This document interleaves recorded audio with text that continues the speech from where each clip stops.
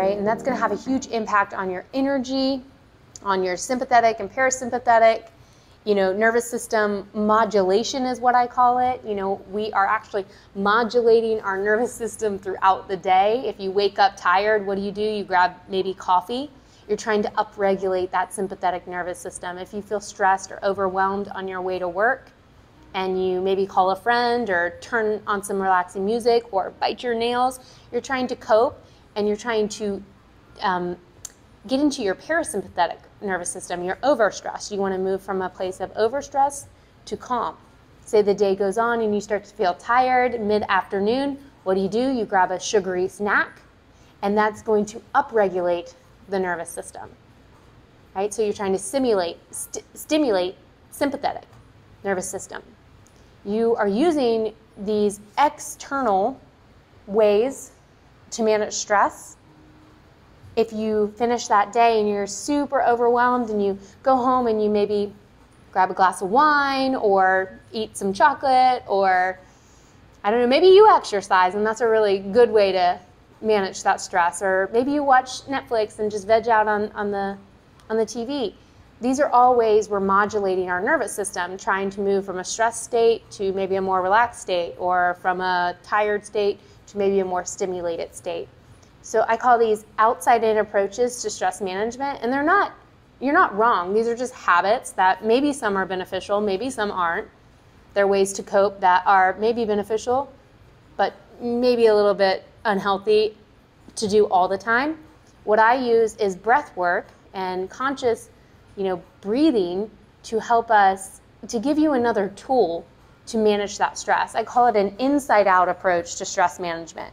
So using breathing, like slow breathing in for 4 and out for 8, using that 360-degree diaphragmatic inhale and that relaxed exhale, that expansion, and then that drawing in. So breathing in the correct pattern, slower, has a lot of benefit to your nervous system.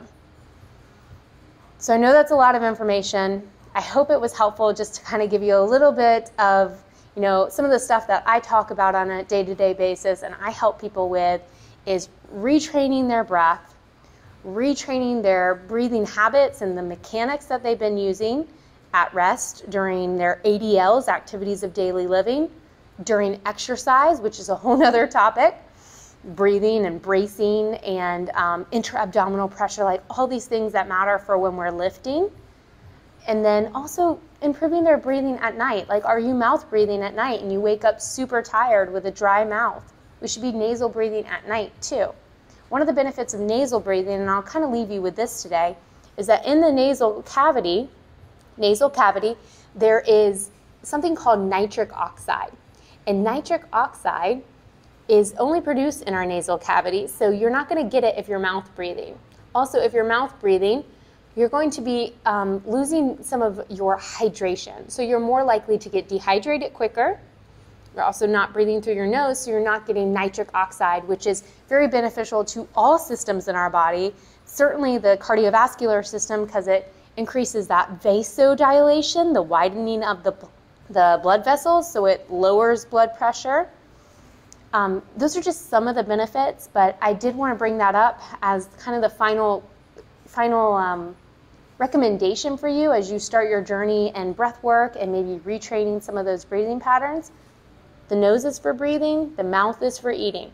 So going to a nasal breathing pattern is like the mechanics of our breathing. It needs to start here in the nose, and then we need to learn how to use this diaphragm muscle more.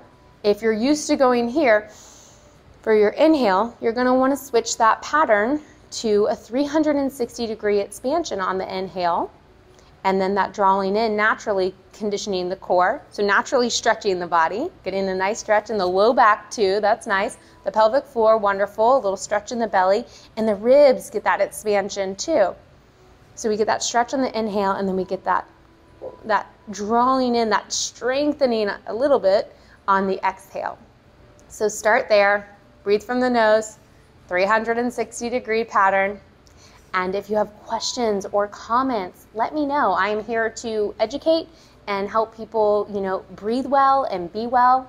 I'm a wellness and breathing coach and a physiologist for 17 years. So I love this stuff. And I hope you found it helpful and you can start to implement some of the things today. Have a great day. Bye.